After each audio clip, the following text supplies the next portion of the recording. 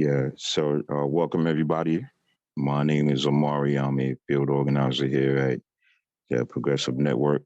I'm in our lovely work in progress, the Grow Building, which is the grassroots organizing workshop, soon to be future home of Majeska School when we reconvene face to face and other pleasantries and programming that the network will be doing. I want to welcome everybody.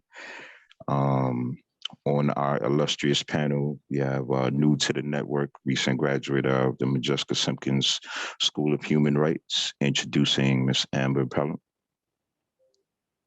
We also have the facilitator, the dean, the master educator, intellectual manipulator, and such. Now, in all seriousness, we have Dr. Robert Greene, and he's a Trekkie, which I did not know. So shout out to my fellow Trekkian. And third, and possibly leaving the Zoom a little earlier. So we're going to get all of our Trinidadian wisdom on the front end. My fellow alumnus of South Carolina State University, who is a master anthropologist, social scientist, and all of the above, Dr. Allison McLetchie. And then Dr. Martin, that's all we're gonna say about him. Nah, he's my mentor from South Carolina State University. Everything I know, will know, and take to the heavens with me was influenced by him. So that's my guy. So I want to thank all of our panelists for joining us. I'm going to set the tone a little bit with a clip from Judas and the Black Messiah, and it's kind of related to some of the things that we alluded to in the Majeska School around collaboration and common interests and such. And then I will pass it to Dr. Martin for the more formalized intro, and then we will begin our we'll lead off with our panelist discussion, but I think we have a nice intimate group, so we certainly want to make this a family fireside affair. So hold for the film.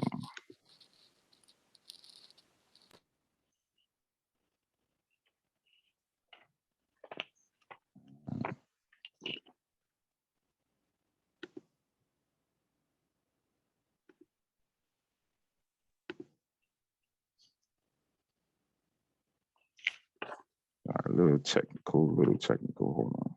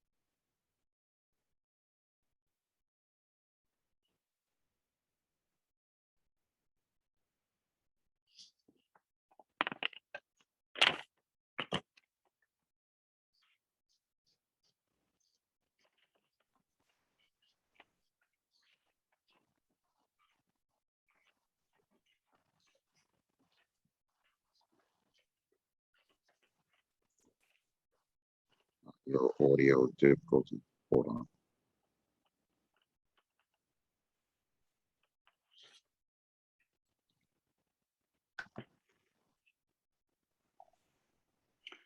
You may be able to do the audio if you take your headset off, I think.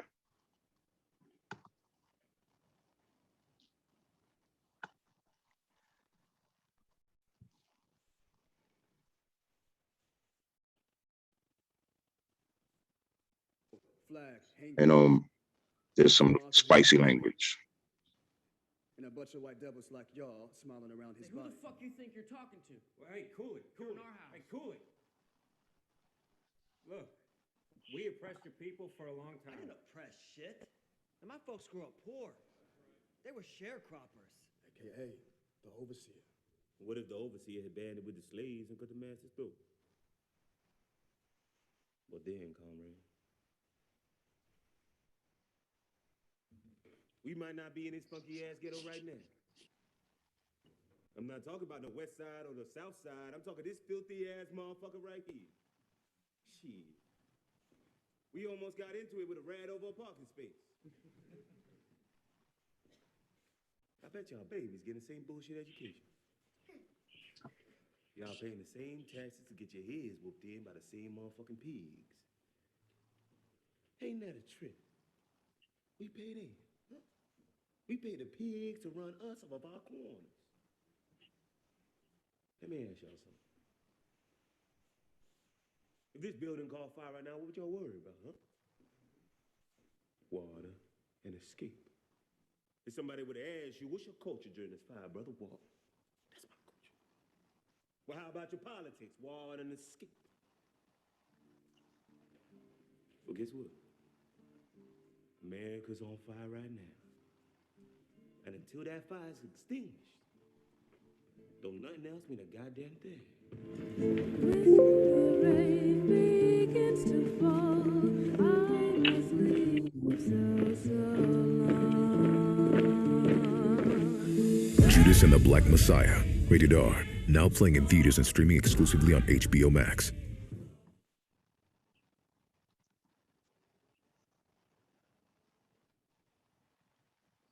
All right. I shall pass the floor to Dr. Martin.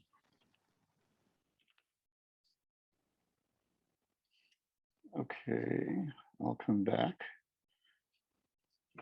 Thank you, Omari, and I'll see if I can screen share to do a brief opening. Let me see here.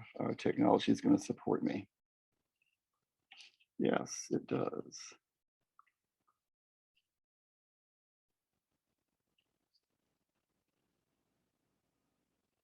All right, so our theme is essentially part of a collaborative that I've been working with Omari on, and a series I've worked with Dr. McLetchie on called On Being a Citizen.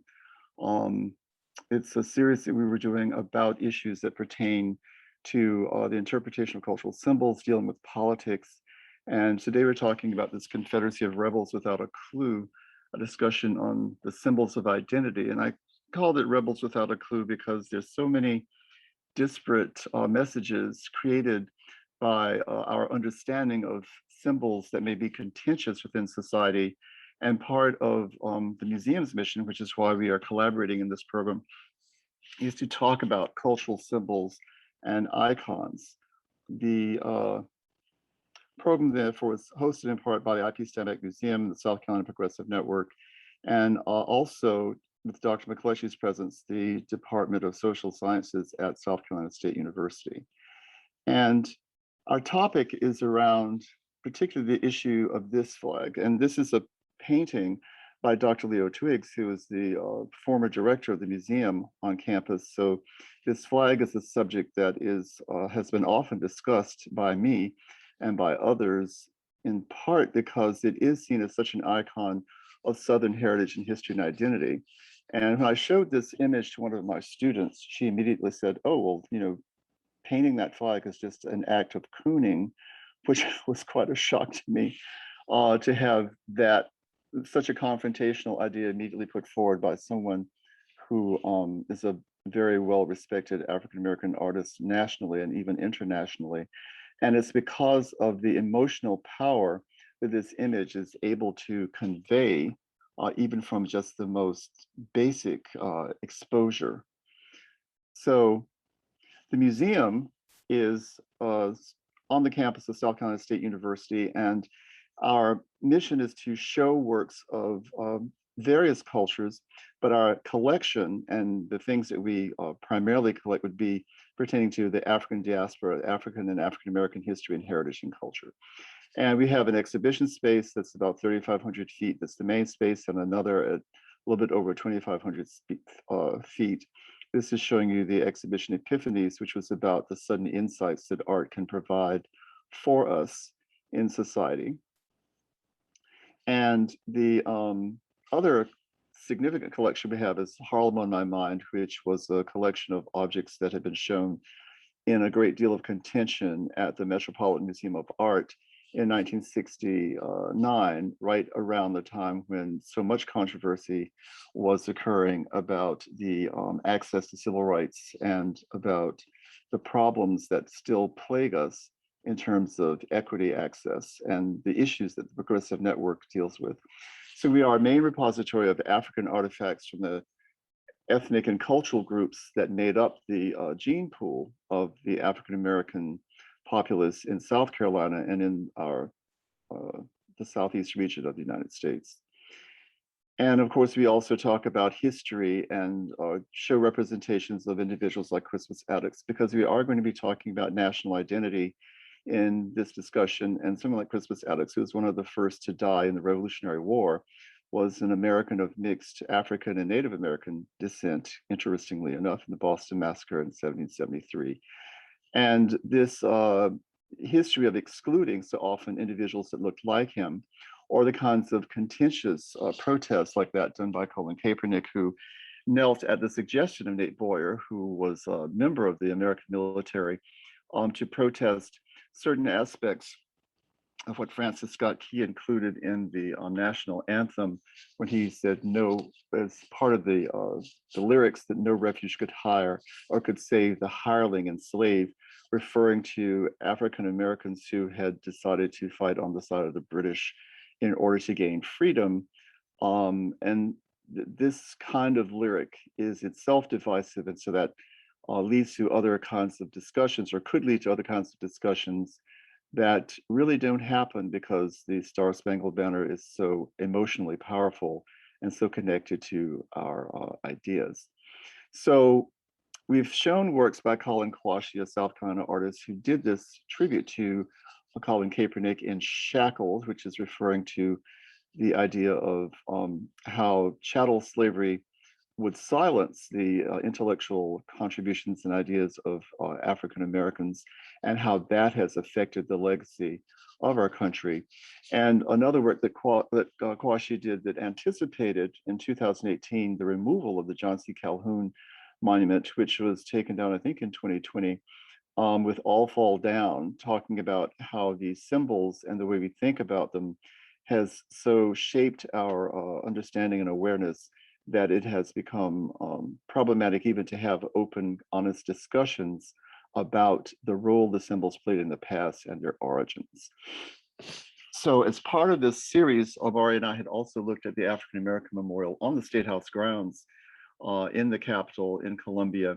And this memorial by Ed Dwight, who interestingly enough was an early African American included in the among those who were studying to go into outer space. So he's an astronaut and a sculptor and an artist. And this memorial is designed with no specific reference to any particular contributions by Americans of African descent to the state of South Carolina.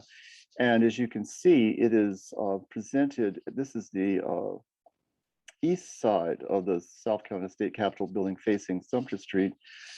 And it is essentially walled off from the other monuments that are on the State House grounds that may not originally have been the intention. It does create its own distinct precinct, but it almost suggests a separate history for Americans of African descent, not integrated fully into the life of the state. And that in itself is quite significant, although the monument is quite moving and it does make visual reference to particular individuals. They are not noted on the memorial and are not mentioned by name, unlike the tributes to Pitchfork Ben Tillman and J. Marion Sims that are on the grounds. So with that said, I just want to make a disclaimer before the program starts with regard to the museum that the ideas expressed in the program have nothing to do with and are not the responsibility of the officials of South Carolina State University or any of the associated institutions, but are indeed these opinions by the individual expert commentators and guests and the participants in the program. And so the panelists here are speaking as their own personal representatives, not as representatives of the institutions. And I'm going to turn the program back to Omari Fox to introduce our participants and panelists. Omari. Yeah, so this is the more formalized welcome. I'm Omari again, field organizer here at the network. This is a collaborative series with the IP Standback Museum, the Progressive Network, and the Majeska Simpkins School of Human Rights. And oftentimes in class, we've had a lot of just divergent points or things that we wanted to unpack. And we thought that collaborating with the museum, especially on this topic, with so much different viewpoints and wisdom in the room, will be a good opportunity for that collaboration. And credit where credit is due. The original notion to do it came from Dr. McLetchie. So we just had a place. Go ahead. I just wanted to add in that Dr. McLetchie invited Xavier Blake to be present, who is one of the writers on the film we'll be discussing. So Xavier, would you like to acknowledge that you're here before we hear from Dr. McLetchie? If you can unmute. Can you repeat your question? I'm sorry, I apologize. No, I was just saying, if you wanted to acknowledge your presence, that you're here and you're as part of the team that created the documentary we'll be using as the main part of our discussion, just to let people know that you're present and in the audience. So if our audience members want to say anything, or panelists, then. Yeah, I wasn't part of the team that helped create the documentary Dying with Flag. It was a really cool experience. It was a hard work. We did over 60 interviews. There were a lot of hard interviews to do and listen to. I think we did a good job of presenting the reason for the flag coming down, which I still firmly believe was because people were assassinated in the Church of Mother Emanuel. I still believe the flag would still be up if that didn't happen. It is, and I think always has been, a pretty divisive symbol for Black people in America. My dad speaks about how he always saw that flag wherever it was. He knew that he didn't think he was welcome there. And I always thought that was the case with it being on the People's Ground, on the State House grounds. And so I was very glad to see it come down, but I do think there's still a lot of work to be done. Symbols mean a lot for sure, but so does actions in people's hearts. And so until we can get those things changed, a lot of the things that are still going in our state will still happen, even though that symbol's been put away. We have to put away those feelings. And I firmly believe in order to do that, we have to re-educate ourselves. I think when you know a people, it's harder to hate a people. Dehumanizing people makes it easier to have hate in your heart for those people.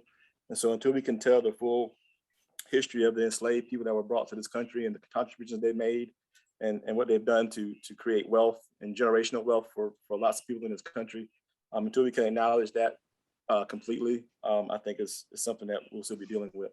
I'm currently working on a project on Reconstruction, which I also think is an incredible period of time in American history that's poorly taught, if taught at all. The Civil War, I tell people, was about a 4-year period, but Reconstruction was a lot longer than that. But we know more about the Civil War than we do about Reconstruction. There were some incredible strides made during that period for Black people, but for people just in general in America. And we were drugged back after that period, after Reconstruction, because things were kind of going too well for Black folk. And I think we're dealing with some of that same stuff now. The voting rights problems we have, the Black codes problems we have, the land seizures we have, the violence we have. And you look at the insurrection on January 6th. So there are a lot of things I think that parallel what happened during Reconstruction that are happening now. But anyway, my apologies, I was kind of on a big tangent. But I do think education is key, and proper education and complete education about the history of this country. Thank you so much, Blake, or Xavier, sorry.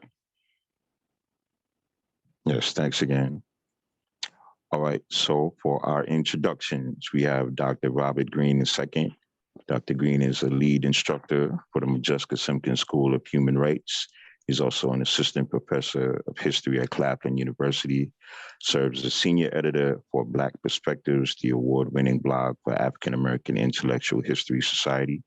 Dr. Greene has also publications chair for Society of U.S. Intellectual Historians and has written for many publications, including Washington Post, The Nation, Jacobin, and others. Finally, he is the co-editor of the book Invisible No More, The African-American Experience at the University of South Carolina, coming out at the end of this month.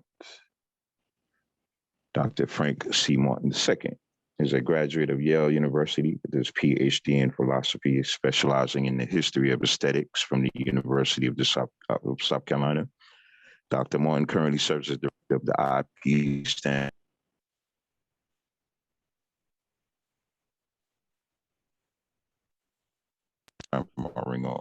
His published projects include contributions to the Henry Louis Gates Encyclopedic African American Biography, organized for Harvard University and published by the Oxford Press, contributing research pertaining to American artists of the African diaspora. In 2014, Dr. Martin was designated Professor of the Year for the School of Education, Humanities, and Social Sciences at South Carolina State University. Dr. Allison McLeod obtained her PhD in sociology in 2013 and made anthropology and certificate in museum management in 2003 from the University of South Carolina. She's a 2000 summa cum laude graduate of South Carolina State University, the BS in psychology. Her primary research interests include race, ethnicity, economic inequality, music, and religion. Some of her current projects include investigations of Caribbean carnivals and in the Carolinas, behavioral and sexual health among historically Black colleges and universities, students, inclusion, and diversity on HBCU campuses, and their study of Caribbean Catholic music. Also, check for the museum series Words of Water. And when she comes on, maybe she can share a couple of the upcoming dates if they're for the remainder of the semester.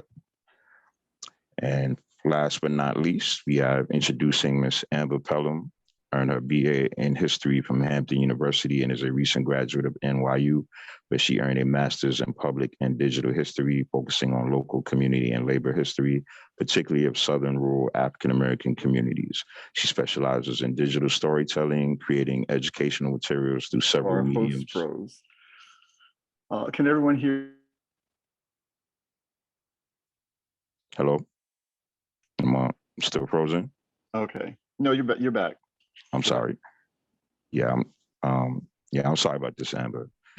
She specializes in digital storytelling, creating educational materials through several mediums, including digital mapping, digital exhibitions, and educational video games.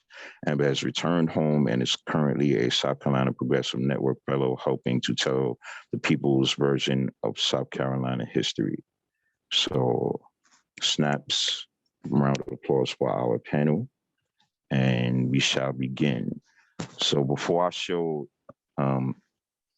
any of some of the clips that were selected, would anybody just like to chime in on symbols, the Confederacy, just anything, initial thoughts, in particular response to the film, but overall, I think just the flag as an icon and other Southern symbols, perhaps. Anyone? So I'd like to actually chime in here, if you don't mind. Go ahead. I think one thing that folks should think about before we watch these clips is that long before 2015 or long before the late 1990s, there has always been resistance within the South to many of these symbols of the Confederacy and of white supremacy.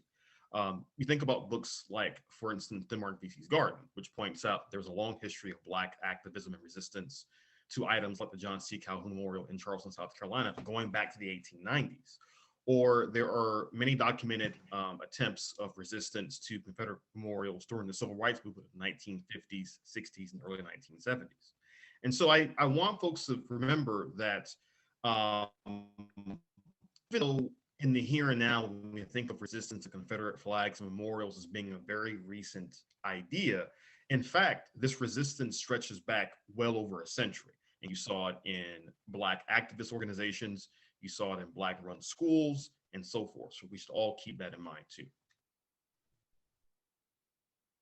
Yeah. Any response from our panelists or the thoughts?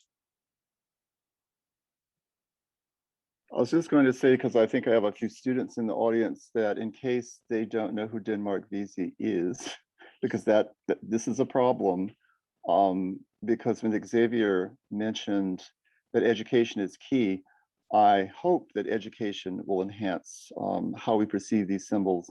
But I don't think that despite education, some people are predisposed to actually understand or recontextualize the symbols in accordance with what, simply because it might follow more popular opinions.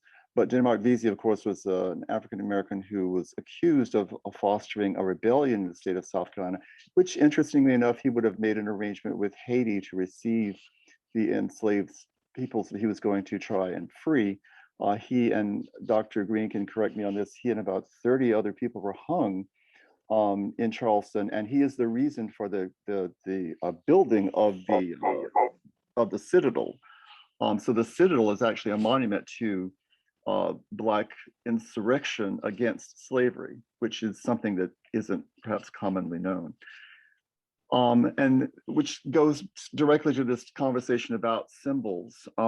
When we are talking about symbols, we are talking about one thing that stands for something else, and there are always ideas associated with symbols. And what we are really going to have our discussion about is going to be the interpretation of the ideas associated with these symbols and the context for the interpretations of these ideas associated with these symbols. And that is why the messages are so powerful, so emotional, and so contentious. And we haven't heard from Dr. McLetchie yet. I know she's probably chomping at the bit to get in. Well, I'm thinking about this in a lot of different ways. I'm thinking about it through that kind of theoretical lens of symbolic interactionism. I'm thinking about it as well as people's lived experiences, right? So even when we talk, when Xavier, kind of prompted us to think about or suggested that education is a way to combat some of these issues that we're having. People are educated now, right? And so what do we mean by education? Do we mean credentialism? Do we mean the sharing of knowledge for its own sake? What do we mean? And even when we decide what is to be learned, because let's remember this person who won the election in Virginia, right? Parents need to be involved in their children's education, right? So this is the new kind of right-wing stance. It seems really, wonderful, right? Parents need to be involved. Okay, well, what does that mean, right? Which parent? Okay, because of course, for me, even the concept of a school board is really problematic, okay? Because the people who are elected to school boards often do not have any training in terms of how education works. They don't know how to write a curriculum. They don't even know how to read a curriculum, okay? We have legislatures that are filled very often by people who are trained as lawyers, okay? So these are the people who think that they're experts on education and public school education. Why? Because maybe some of them went to public school. In South Carolina, I'm kind of doubting that, right? But suddenly everybody thinks they're an expert in education because you happen to have graduated high school. So when we talk about these things, they may seem simple. We just need a better educated population. Well, what does that actually mean? Educated for what? Because as far as I can tell, we're educating people to be workers and consumers. We're not educating people to be citizens. And I think there's a big difference there. In the example you've just pointed out, I'm sorry, did I interrupt, Amber? But I was just going to say that that Glenn Youngkin triumphing over Terry McAuliffe was because Terry McAuliffe made that statement that he didn't think that the parents needed to be so involved in education, which is the kind of thing that people can focus on, because it sounds like you're saying, well, the parents aren't intelligent enough to guide the education of the students, which in fact might be true in some cases. Do the parents, are they able to work in advanced calculus? Can they tell the theoretical physics the students have to learn? No, but the parents do need to be involved in education in terms of supporting their students and making sure that the schools have the resources. So that's an issue I think we might want to come back to, because that relates directly to what Okay, Xavier was saying. no, again, I'm going to push back there again, and I'm sorry, Amber. I'm sorry, Amber, too. I really am. Okay, Sorry, because when you're saying that the parents ought to be involved or might be involved or could be involved, that assumes that the parent has the time to be involved. That assumes that parents, I mean, listen, I would have loved it if my parent did what my friends' parents did, check my homework. Maybe I would actually know how to do math today, or French, or Spanish, or whatever. My mother didn't have time. She came home, she was tired, she went to sleep. I woke up in the morning, if I didn't fix my breakfast and if I didn't fix my lunch, I was going without a meal. Okay. So, and my mother didn't finish high school. Okay. So what did she do? The best she could do, which was to make sure that I understood education was important, to make sure I understood that I could not be distracted by all the other things that could potentially hinder me, like getting pregnant or getting married too early, or all of those kind of Catholic guilt things that she did, right? And to make sure that all of her children got access to the best possible public education. And in the case of one sibling, she had to make a sacrifice to get her private education. Okay. But beyond that, she was not involved. But she was involved. But what I'm saying is, yeah, I understand she you. was the one who was picking me up at 3:30 or 3 o'clock every day. She could not do that. She could not afford to do that. So what did the Democrat phase it awkwardly? Absolutely. Yes, that's right. Yeah, that's the political and part. again, words are symbols as well, right? But let's not pretend that what was being appealed to was this idea of, we do not want our children taught a certain history. We don't even want our children sitting next to certain kids in the classroom. That's what really communicated. So I will pass it to Amber. I have a few questions for you to warm up, but if you wanted to just make an opening statement or some initial thoughts, go for it. Yeah, I just wanted to kind of like piggyback on what they were saying about, education and about what we're learning. I think sometimes we overlook really the influence and impact of the Daughters of the Confederacy and their influence on writing the historical curriculum. And so like what we are learning and how that has been passed along, and what are these individuals who are writing this curriculum learning. I mean, we all kind of learn the same things in this revisionist history. And it's interesting too, once African-American kids were now integrated into the school, they're learning that history as well. And so we kind of see the pattern in that. But I think I always tell people, I'm like, yeah, the Daughters of the Confederacy did that, because they really changed the whole historical landscape of what we learned today. So I think that was a good thing in the documentary that they pointed out. But I think sometimes we just overlook that part. So yeah, that's all I had to say. I'm sorry. But Amber, you're pointing out that all the parents need to be involved so that they are understanding what is being taught in the schools. The problem is coming to a consensus about truth. And that is what the film so beautifully illustrates for us, is we don't have a means to come to a consensus about truth. So academics and scholars are relying on certain kinds of interpretations of facts, that parents may not agree with. And that's where the problem and contention is. So this is what I start out with what Xavier said about education helping. Sometimes education helps, sometimes it doesn't. A lot depends on the context, exactly as you pointed out. Yeah. All right, so on that note, I will go to the first clip and I won't tell you what it is. Just be ready to respond.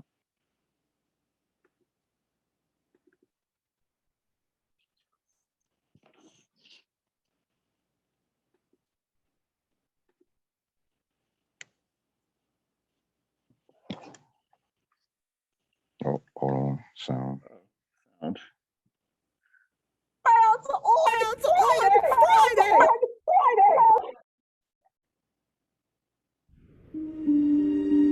That flag that stands outside has stood as a thumb in the eye of those families in Charleston who lost loved ones. And we all know it. Joe Neal had a beautiful voice. He was a Baptist preacher. He got up here and made such an impassioned speech about grace. Let's give grace where grace needs to be, not just one way, but for all of us. I know I need grace, and I think you do too. In fact, all of South Carolina needs grace because at this moment, we've got some hard decisions to make, and the whole world is watching us. Can the TV guys hear? Yes. All right, I will yell as loud as I can. The Confederate flag is coming off the grounds of the South Carolina State House.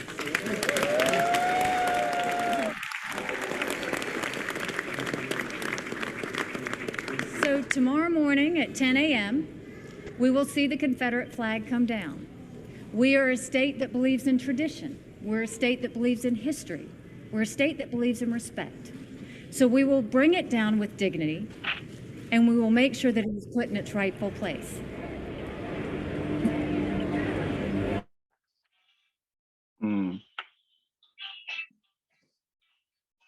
So I would just jump right in with the idea, hold on just a second, I'm sorry. I would jump right in with the idea that Joe Neal is showing the reason and logic and compassion of an appropriate legislator, and that Representative Horn, what's her name, Jenny Horn, was doing an emotional appeal because she was so outraged that there were people who still wanted to abide by the compromise of 2000, where the flag was brought down and placed beside the Confederate memorial and no longer on the legislative body. It was no longer flying over the legislative body on the top of the Capitol, and they had removed it from the chambers so that they were not legislating before that flag anymore. But she was trying to get them to remove it in honor of her friend, Clementia Pinckney, who had been murdered by Dylann Roof. And so that was, they're showing these aspects of this discussion and the emotional character of the connection to these symbols. The people who wanted to have some sort of respect, like the Daughters of the Confederacy did, for the sacrifice of their family members who were fighting under a flag that had been designed by William Porcher Miles, who glorified slavery as an institution. So that it's hard to have a sort of sensible, verified, opposing view of the flag if you know its history, because William Porcher Miles wanted it to symbolize the strength of the South. He wanted it originally to symbolize the entire Confederacy. It was never adopted as part of the entire Confederacy. It was adopted by that Northern Virginia regiment under Robert E. Lee's leadership. But then it became the symbol later on. And the film does a wonderful job of showing you this evolution of how this marginal design becomes a crucial design in the politics of talking about heritage and history and the contentions about understanding the events of the past. All right, panel, jump right in. For me, one of the things that I kept screaming while I was watching the documentary, because I'm very, very passionate when I watch films, is, you know, right to defend slavery. Like, I just kept saying, defend slavery, defend slavery, defend slavery. Like, that's all I kept wanting to say, because we could keep omitting that part.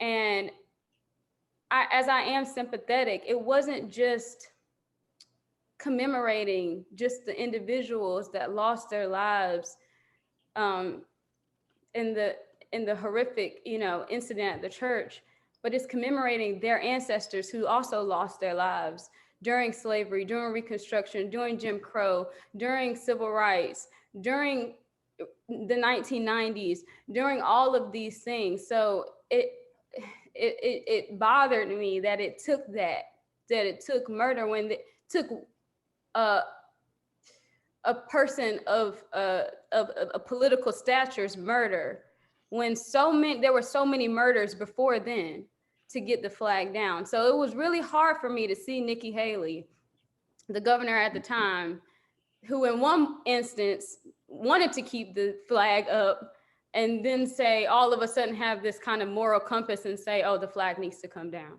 So that was just kind of my opinion while watching the clip. Yeah, the political opportunism that she takes advantage of is pretty difficult to watch. That's true. One of the things that people miss that weren't privy to Nikki Haley's lost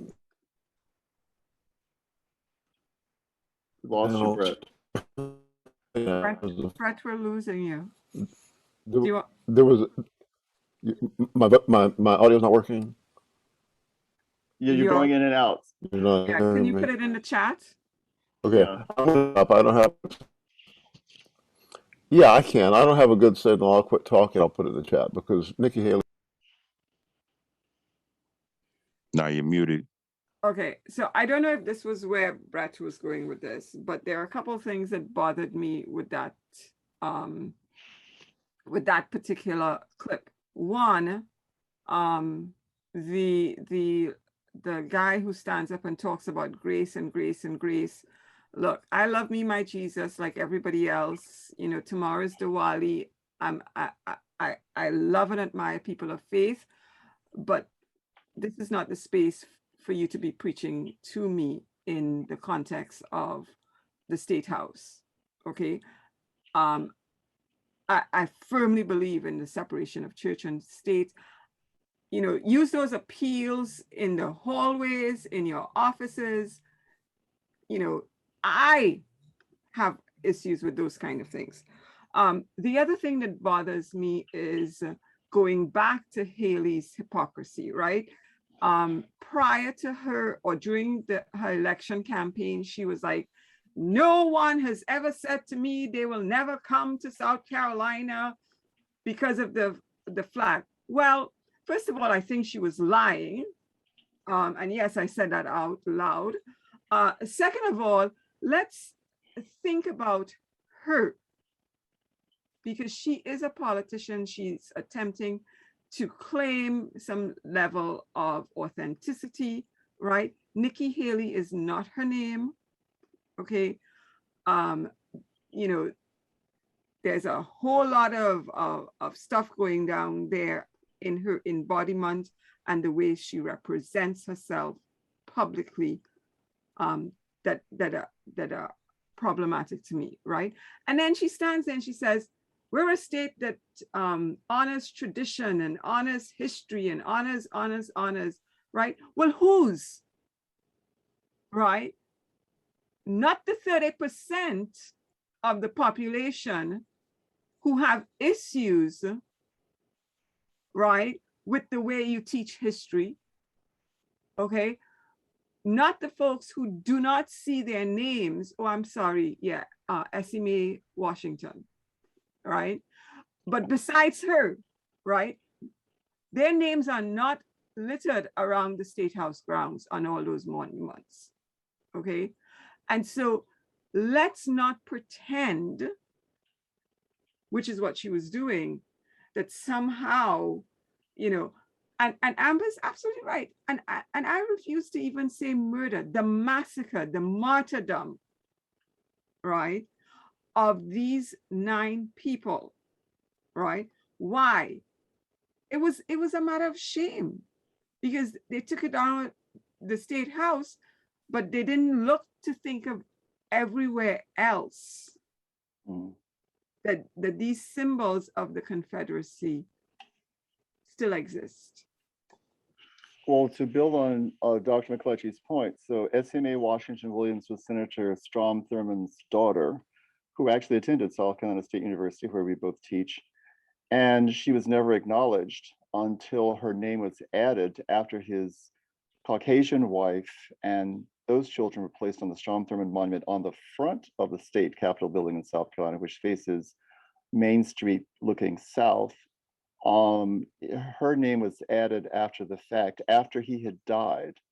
And that is kind of typical of the thing that creates so much outrage around the symbols. But like I was saying before, the symbols are contentious because people want, like that flag was designed by a South Carolinian who was a former mayor of Charleston, William Porcher Miles. It has these connections to our state. It has these connections to an idea of rebellion against anyone wanting to infringe on your claims. But the primary claim was to enslave or to make material claims in the bodies of other people. That's what the claim was that they were fighting about, although it's euphemized into being about states' rights. It's not really about states' rights. It's about the right to sustain slavery. That's a very hard thing to hear. That's why the Daughters of the Confederacy were so militant in how they reshaped that history, is they didn't want to address these very unpleasant things about their ancestors because people don't want to have ill spoken of the dead, and they don't want to face unpleasant realities that, great-great-grandpapa was supporting something vicious and vile and terrible. So opening a discourse with people to try to get them to face up to these facts of the past is going to be difficult. And that's why Nikki Haley is using this very careful language, because of who she is, because she is descended from Sikhs, because she's the child of immigrant parents, because she had those political ambitions. She presented herself in a certain way. Absolutely. That's absolutely true. Is she a good politician? Well, that's debatable. That's something you could talk about more. But was it necessary for her to do it? Well, if you think about the fact that, was it Jake Knox who referred to her as a raghead when she was running for governor? She simply eluded that. She went over that. She went forward. Still, that's very directly related to this symbol. It's related to who is in power. It's related to who your audience is. So before I go to Xavier, who else was in the queue? I missed someone. All right. Dr. Billings had her hand up. Go ahead, Dr. Billings. Thanks. I just wanted to just echo what Amber and Dr. McLetchie were saying, and I would even go one step further. If Senator Pinckney had not been assassinated in this brutal act, I think the flag would still be flying, because that's who Nikki Haley was and is, an opportunist. Is she a good politician? In the cynical sense of she'll do anything to win? Yes, that's my perspective. But knowing of so many efforts that took place to get that flag off the state grounds, it took the assassination of a fellow politician, I think, to push her to finally bring it down. I mean, it was brought down by other people, right? And then just put back up.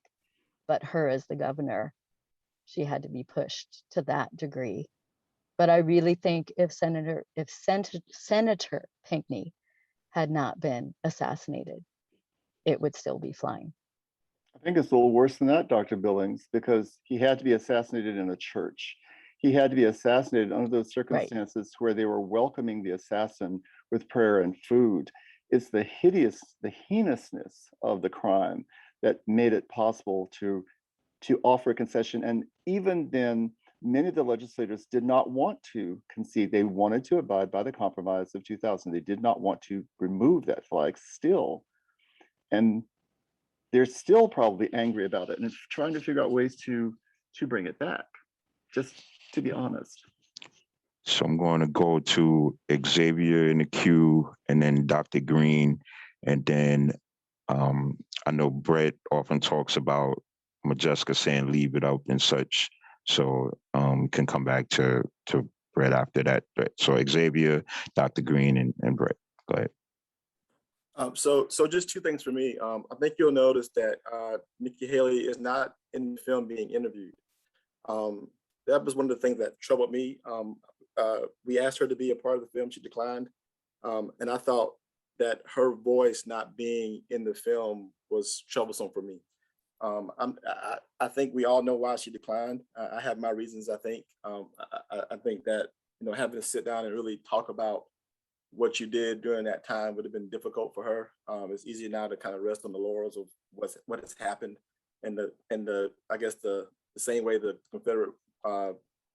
Confederacy's history is not told correctly, that history also isn't told correctly. So I do think it's important that we frame what happened during that time, from the shooting to the flag coming down, correctly, so it's for posterity, for history.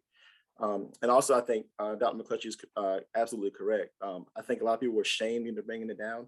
I remember right after the shooting, they lowered the flag on top of the dome to half-mast, but the Confederate flag in front of the State House was not lowered to half-mast, because during the compromise in 2000, it was written into that compromise that it could never be lowered for any reason. So even the fact that the flags on top of the dome were lowered to half-mast in honor of their fallen comrade, the Confederate flag was still high and proud. And there was a shot that a national news organization had on their coverage during that time. And I think everybody around the country saw that and connected those two dots. And I think that kind of got the ball moving a little more, because like you said, I think they were ashamed of what was going on. And I do agree with you, Dr. Billings. I think Senator Pinckney being involved in a church was paramount for the flag coming down. We interviewed a lady named Patricia Lassane. She was head of the Avery Institution. She's no longer there. I don't think the interview, this was something before the documentary was made, something I was working on for ETV. And she said, the fact that murder happened in the church where Black people went for position non grata, where you always felt safe, meant a lot. And I think that carried a lot of weight, because usually, even during the times of slavery and Reconstruction and Jim Crow, when you went to a church as Black people, you dressed up, you felt safe, you felt welcome, and that was your place. And for that person to do what he did in that church, magnified that even more. So. Go ahead, Doc. Right, and I think I really want to bring up the fact that one of the things that I think the film gets across very well is the literal cost of white supremacy, not just in terms of the murders and the Charleston massacre, but thinking about the fact that, as Dr. McLetchie was talking about, when the Confederate flag was flying from 2000 to 2015, the state was already paying a cost for that. The NAACP had instituted a boycott against the state. The NCAA, the state wouldn't host certain sporting events and so forth. And yet many of the leaders of South Carolina were completely fine with that. Again, I think, as you guys have all mentioned, the great tragedy of this is that the flag was not brought down until people were actually killed in cold blood. But I also want to mention one other thing. I think one of the great ironies of Charleston massacre and the flag being brought down in 2015 is that it not only came 50 years after the flag was first, or 54 years after the flag was first put up at the State House grounds in 1961, that initial event in 61 was cloaked in the idea of celebrating the Civil War centennial. But it was really a response to the Civil Rights Movement. And I think we should be cognizant of the fact, as we talk about symbols this evening, that the synergy between symbols and historical memory is also incredibly important here. In 2015, folks were already talking about the fact that this was a celebration of 150 years since the end of the American Civil War. And yet it coincides with the Charleston Massacre, with this renewed debate about the Confederate flag, which also coincided with Black Lives Matter going on as well. And so I think there's a lot to be said about how the Confederate flag as a symbol and the Confederacy as a symbolic idea in the American mind has taken so many different forms since the end of the American Civil War. I think the flag and the statues as well are just some of the most visceral examples of this symbol. I'm going to pass it to Britt. So definitely speak, but I know you often talk about Modjeska's position on leaving the flag out. So go for it, Britt. Well, confirm that my voice is coming through, that you can hear, because my internet connection is unstable. I don't know whether it's me or we my can hear you internet for now. connection. Just go for it. It might help you, Brett, if you But- turn off your video, and it might be You're a right. bit of a signal. You're right. So the point that Modjeska a long time ago, it was well understood. She said, "Leave the damn rag up there. I'd rather see the Clinton than in suits. As long as that rag flies from the top of that building inside, you know what's in the hearts of the people inside." And I'm quite certain that Nikki Haley's heart did change. And so those of us that continue to raw those sores about the fact the hearts of the people, there happens to be an all-white triumvirate of the executive, the judiciary. Well, the judiciary is in bad shape, but the legislative bodies are all they're run by white. And I grew up in South Carolina when the white supremacists were Democrats, and so they've changed their hat, but not enough has changed. That was Modjeska's message. And we get caught up over the changing or the lowering of the flag, which is symbolic, as Dr. Martin points out. The symbolism doesn't actually equate to the substance. And I think that's the job of people that are radicals, that are looking for causes of the root causes of problems as opposed to the symptoms. And so anyway, there's a profound message that Modjeska raised about not accepting that. And I do want to point out that there was a photograph of Reince Priebus, who was the head of the Republican National Committee, leaning over Nikki's shoulder and talking to her just a few days before she came out and said the flag should come down. And I know for a fact from people on the inside that he's telling her that every time any Republican gets off the plane, this is right after Mother Emanuel, anytime a Republican anywhere in the country gets off a plane, the first question the media sticks the microphone to their faces, what about the Confederate flag? And so her political career, all observing as she's still trying to make her rise, was endangered by the fact she didn't come out against the flag. And so that I'm glad it's down, but we still have a problem with the hearts of the people inside. So let's think about what Brett just said, right? And go back to what's the guy from South Carolina who was the political genius for the Republicans? Lee Atwater. Brain cancer. Lee Atwater. Right. Okay. And what did he say? Right, Robert?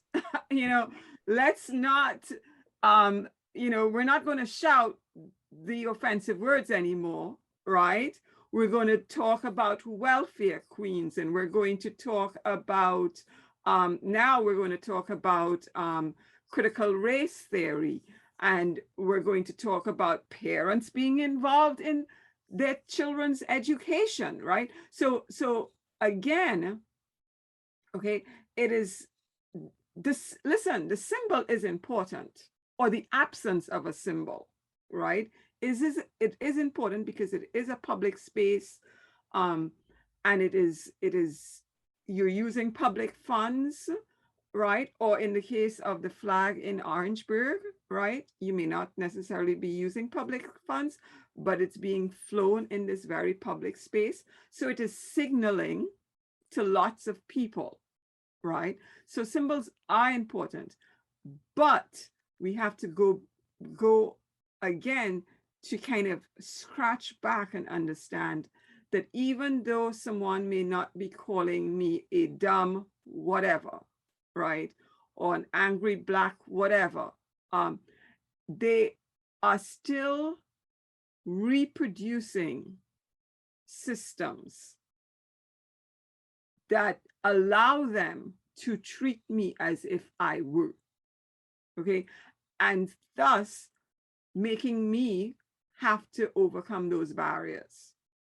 Okay, so this is, I get what Majeska is saying, but I don't think it is an and or situation. I think it has to be a both, right? It has to be that we have to demand that, especially in public spaces,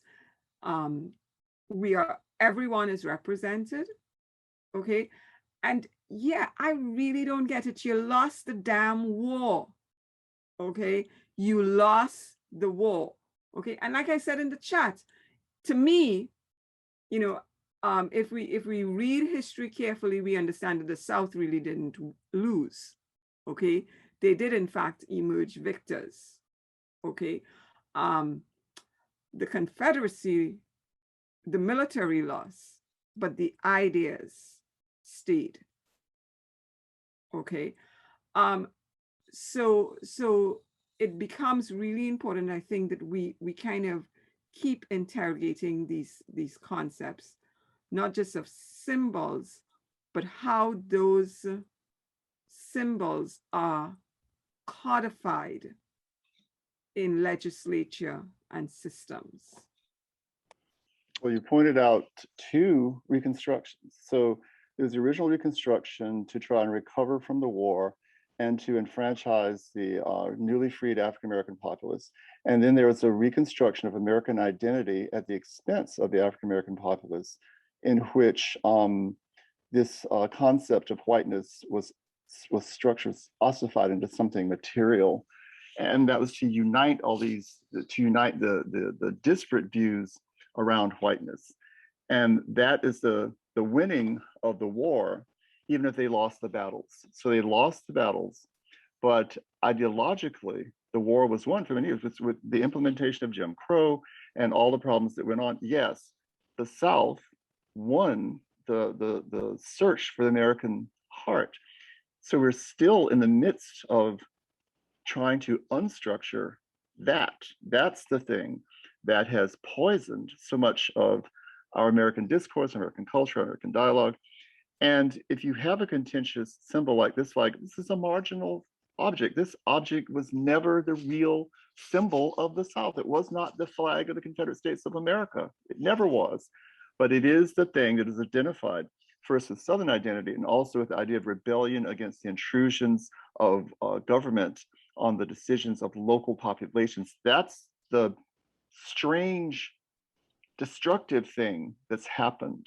So the problem is, how do people who understand this open a discourse with people who are wedded to the idea of that flag as something that represents independence, when in fact it represents destruction and subjugation of human beings and anti-humanism.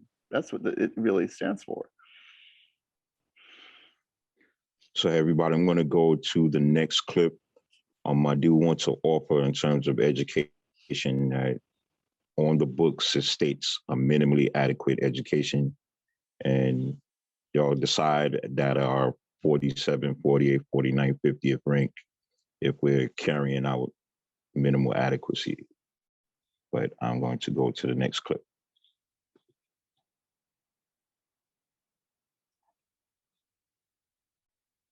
Today. It's not only that.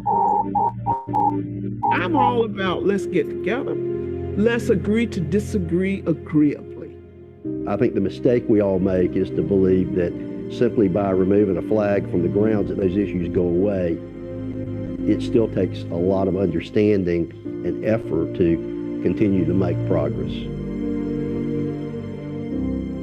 As we are going around the country removing symbols, let's not forget the other S, which is substance. if we don't address that, we are just, they used to say, whistling Dixie. I think that's probably appropriate.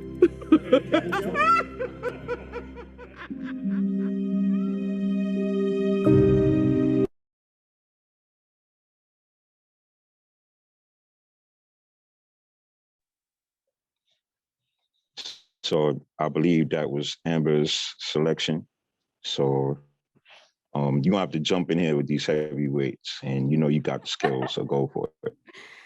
Yeah, no, that was I mean, I'm tired of whistling Dixie. I'm tired of whistling Dixie. That's what I got from it. One of my favorite books is Faces at the Bottom of the Well by Derek Bell, and he writes in one of his chapters talking about racial symbols, and these symbols, we have them every day. We get them from holidays. But there's no substance. We can take the Confederate flag down, but what are we doing to actually change the lives of the people who the Confederate flag affected? That's why I chose that. It's about the substance. And in my very young journey of doing this work, I got tired. I got tired of just talking and talking and talking and having these same conversations over and over and over again. And I think what we lack is substance. And I just would like to see the conversations that we have amongst ourselves, and that we, like that this whole issue has brought to light. I just want to see more actions. And it's not about the people, it's about those people in government, right? Who were voting on these flags. Like, what are you gonna do? Like, what are you gonna do other than take this flag down? Because yeah, it's nice and all that you took the flag down, and it does mean something, but we need to start looking at the policies that these individuals are making that are affecting African-American communities, right? And so that's why I chose that clip, because I'm tired of whistling Dixie. And I know a lot of us are tired of whistling Dixie, right? So that's why I chose that clip. And just another thing, I remember going through an exhibition by Tyler Mitchell, right? And one of the people said, Black people are constantly having to be perceived through the eyes of others, right? So we constantly have to deal with these stereotypes. We constantly are faced with all of these things. And I think that Confederate flag showed white people what Black people perceived of them. So the shoe is on the other foot. So I'm hopefully that this symbol shows them and helps them help, like do actual things to help. I'm sorry, my brain is kind of, I've been working, so my brain is kind of, but can help them rewrite the wrongs of the Confederate flags or these racial symbols that their ancestors have put up. Well, to Amber, I'm going to say, first of all, Dixie's a pretty catchy tune. And it probably had, I think it was written by two free Blacks who were composers that actually served as minstrels. So this is how ugly our history is. It's very confusing and convoluted. The Snowden brothers are supposedly the individuals who wrote Dixie that became an anthem of the South. I've been to, what do you call those things? The group that meets to talk about improving the community, I can't remember what they're called. It's not the round table, the Rotary Club. And I'll never forget, I was talking to some people about the Standback Museum and its collections, and someone's watch went off with an alarm, and it was Dixie. So this is what Majestica's talking about, because these symbols are embedded in the hearts and minds of people. And some people simply are not going to want to shift, even in the face of truth. You can explain to them and educate them and tell them that the flag was created as a symbol to support enslavement and the dehumanization of other human beings, and that the institutions of slavery were destructive. They approved of incest. They approved. There were all sorts of horrific, horrible human violations happening in that institution that remain unacknowledged. Some people still want to think that, oh, slavery was good for the Black people, that we brought them civilization. I've heard there was actually an African-American woman legislator in Florida who said she was glad that slavery had happened so she wouldn't be sitting somewhere in Africa worshiping a tree. This is an education problem about Americans of African descent not even understanding the realities of indigenous African culture. So there are widespread educational issues that are at fault. So when Omari is saying that little snippet about the South Carolina offering a minimally adequate education, well, minimally adequate is an inadequate education. It's inadequate. So, but even if we have information, will we change? It's a different kind of problem. And that is only going to happen because of these conversations, because of engaging with people, because of exposing them. And that is the wonderful thing about the film. Now, Omari, I think, asked me to say something about this idea of how in the South, people often are privileged over principles. And that is that the flag went down because people liked Clemente Pinckney. The flag did not go down because of a true rational decision to conform to American law and not fly the symbol of a government in rebellion against the United States of America. Because people still fly the flag, although it symbols a hostile takeover of our government. How could people on January 6th walk into the Capitol building carrying a banner that represented a foreign government, a government against the United States? They did it. And they probably didn't even understand what they were doing. And that is what's horrifying. Jump in now, but go for it. So I just wanted to clarify my conversations about like us having conversations, amongst, when I say that, I mean conversations amongst like-minded people, not community engagement. I think we should have conversations with people who are not as aware about this history. I just wanted to clarify that. I think it's great that we have conversations amongst academics and fellow people that are like-minded, but I just think when I say conversations, I mean in that aspect, more so, not more so like having conversations amongst the community or about, like educators or anything like that. So I just wanted to clarify that. Sorry. Omari, can I add something real quick? Go for it. And then I'll pass to Allison. She has to leave. Oh, she had a hand up. She can go first. I'm sorry. You go. Go ahead, Blake. I think sometimes too the language we use isn't helpful either, because I know we talk about the Confederate flag, but I think it's a symbol to white supremacy, and I tell people all the time that the Civil War, I think, is remembered so fondly nowadays because it is like the height of white supremacy in America. 750,000 people were killed in that war. A president was assassinated. The entire country was fractured, and all it was a white supremacy trying to stand to be what white supremacy is. I think now in today's lexicon, we're talking about critical race theory. People talk about education, but that's also, I think, it's still a white supremacy trying to make a stand to be a part of America. Because even they were saying that one of the most important issues in the Virginia election was the critical race theory not being taught in schools. But in reality, what it is still white supremacy trying to be white supremacy in America. So I think the Confederacy is that for a lot of people in America that want white supremacy to continue being the overwhelming thing that leads America. America was founded on white supremacy. The white power structure in America is strong. And I think, to me, the Confederacy, like I said, represents all of that. And I think January 6th was another iteration of that, white supremacy making a stand to continue being white supremacy in America. Yeah, so I'm gonna have to leave, but let me just go back to what Omari started with, that clip from Judas and the Black Messiah, right? Because I think, Blake, you're absolutely right. Xavier, you're very right, right? This idea of white supremacy, the country is founded on that principle, but it's also founded, or it helps create capitalism and a certain type of capitalism, right? And the two go hand in hand. And so You know, I saw someone post about the Virginia election.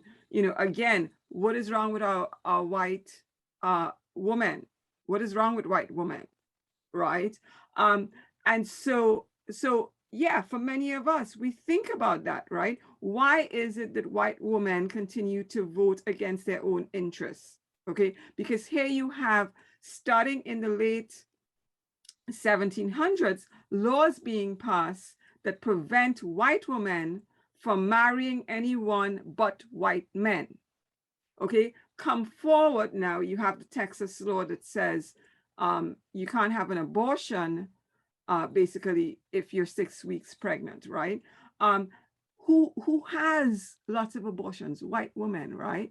But this whole idea, and tied into that is that kind of narrative of the Southern belle and the helpless, whatever, and he's going to come save me, and so we have to kind of understand that it's white supremacy, the patriarchy, and capitalism all tied together. Okay, and so one of the things, and I'm leaving, and I wish I could stay, but I hope Dr. Billings could maybe speak to, for example, is going back to Omari's clip, Hispanics, for example, right? Because we see that there are, because of the history of who is Hispanic and who can be called Hispanic, and what a Hispanic person may or may not look like, right? Because one of the things that we need to talk about is that invention of whiteness, right? So when Italians first came here, they weren't considered white. Greeks weren't considered white. Egyptians can call themselves white, okay? And we find that there are Hispanics, you know, I don't want to use the word passing because I think that's a harsh term, some of whom have decided to own whiteness the way Nikki Haley owned whiteness, right? Let's not pretend I said it, okay? And so this whole idea of, if somehow I can align myself with that group that is perceived as being, and has real power, political power, right? I'm good. But Nikki Haley is the first governor of color of South Carolina. So how can she? Not if you check her voter registration. Right. So, Okay. But I'm saying that she presents herself politically as the first governor of color. She presents herself orally. Mm-hmm. Okay. She says it. Mm. Okay. She ran as a Methodist, Frank. But we live in a literate society. So if we look at the documents, she's put down race. Yeah. Okay. Good night, folks. Bye. All right, Doc. So hey, everybody, I'm sorry. Just for the flow of the rest of the evening, we'll formally close at 7, and then it'll just be a parking lot conference. So we're gonna still keep going, just for like broadcasting purposes.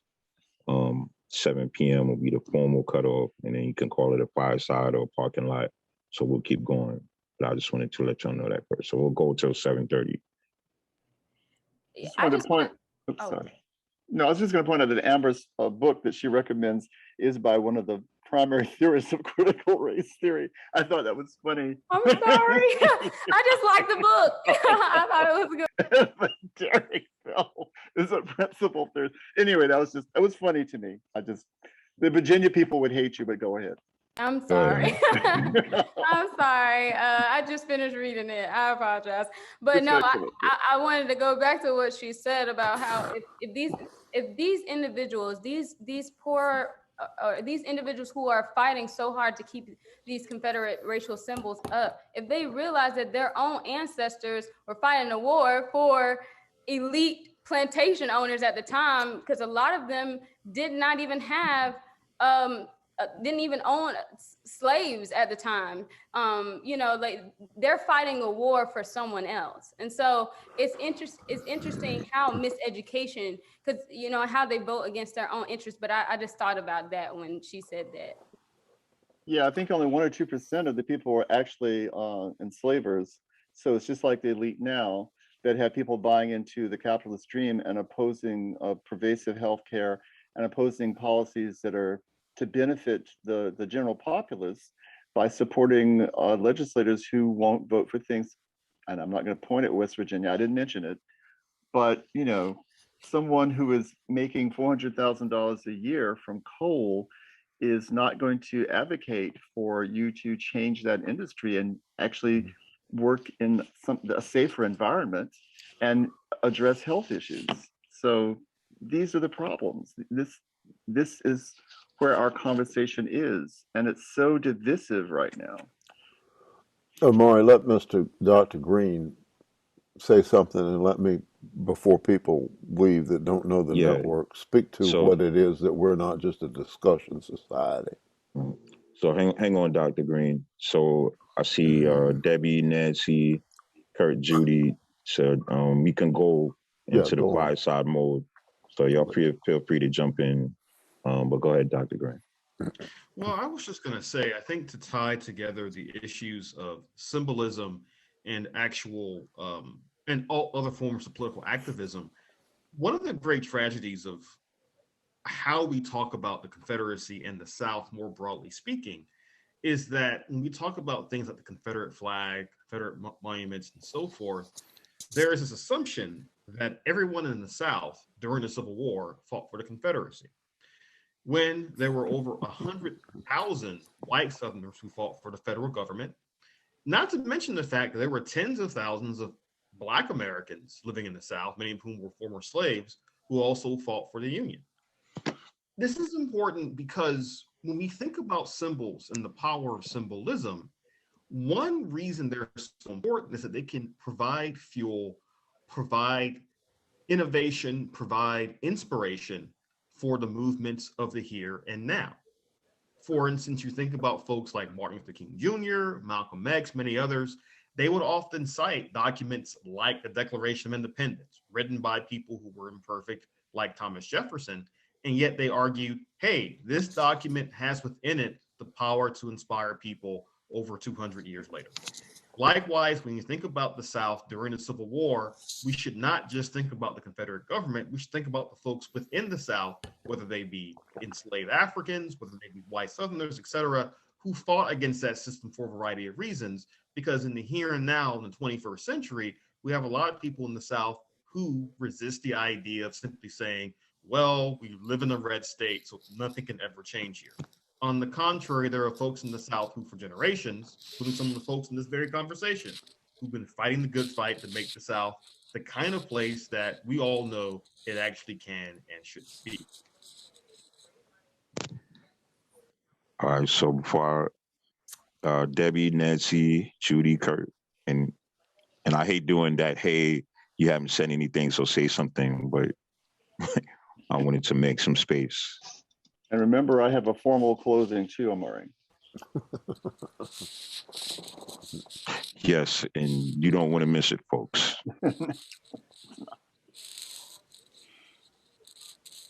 Anybody? All right, go ahead, Brett. Well, can you hear me now? Is it clear? Yeah, you're spotty, Brett. It's really important.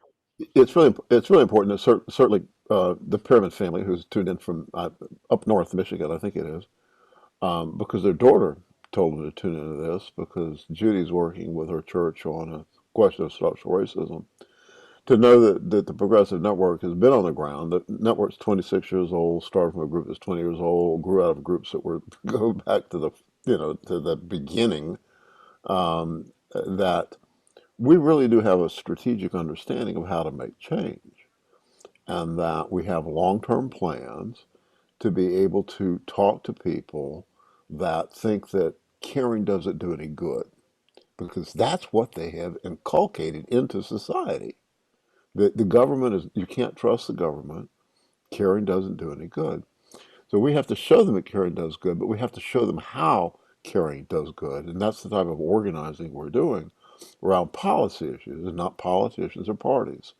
And so we've got a more substantive platform for our work for the future than simply discussing the problems. We really do have some practical plans that are made on building power to be able to make substantive change that are predicated on the history of struggle. I just want people to know that and encourage them to visit our missingvoterproject.com to see like a plan that carries us through this decade in terms of building power, and that there are more people that aren't voting that are voting that can actually make the change. We don't have to be a red state. And so we do have a plan. It's not only a nonpartisan plan, it's an anti-partisan plan, because we think parties are a major part of the problem. That was my point, Omari. See if anybody else has something to say. And I want to thank Frank and the missing Allison and Amber and Dr. Greene for taking the point on this. Absolutely.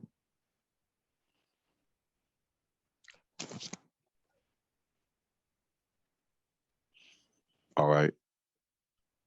I received that, Nancy. All right, so I will go to Amber, and I wanted to ask you on the front end,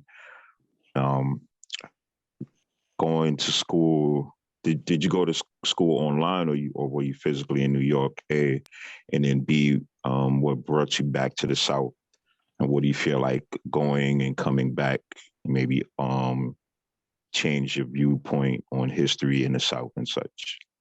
So I physically was in New York City. I lived in Harlem for 2 years. And I was born and raised in the South, and I love the South. I don't love everything about the South, but my roots are here. One of the things that really influenced me to come back was just the quality of education that was there in New York, and the strides that the New York educational system was doing to talk about this difficult history.